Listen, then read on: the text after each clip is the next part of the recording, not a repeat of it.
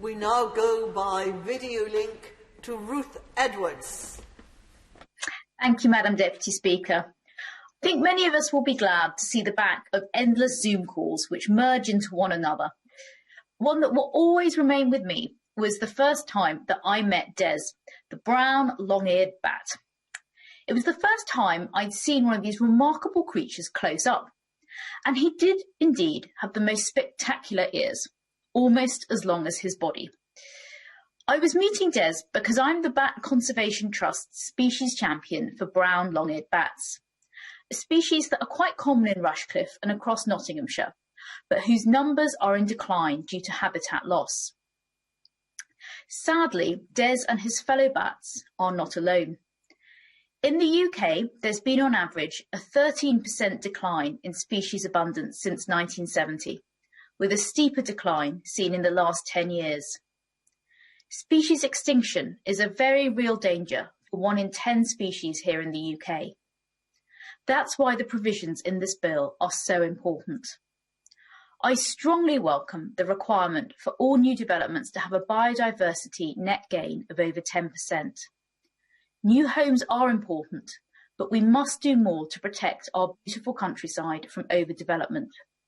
We must exhaust our options on local brownfield sites before allowing more development in nearby countryside.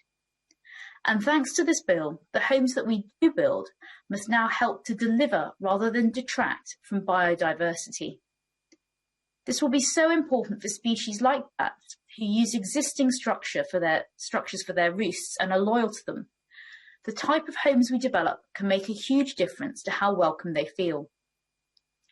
I also welcome the requirements for local authorities to produce nature recovery strategies as part of a 500,000 hectare nature recovery network, the largest restoration project in England's history.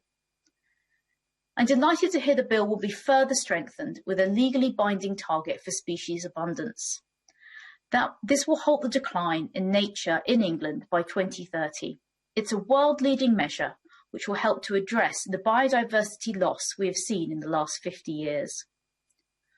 I'm also relieved that this bill will help to tackle biodiversity loss overseas, in particular illegal deforestation, which is the cause of half of all tropical forest deforestation. We will be the first country in the world to put due diligence requirements on large businesses that use forest risk commodities in their products. Any such commodities must be produced in accordance with local laws. Businesses must establish a system of due diligence for each regulated commodity and report annually on it. This process rests on the principle of productive partnership with governments around the world, building on successful programmes like the Partnership for Forest programme. But we must remain alive to the reality that local laws may be distorted and changed to suit commercial agendas. I'm thinking in particular of the shameful actions we're seeing from the Brazilian government. We must be prepared for even stronger action to protect tropical forests if this doesn't change. Madam Deputy Speaker, this Environment Bill is a fantastic step forward.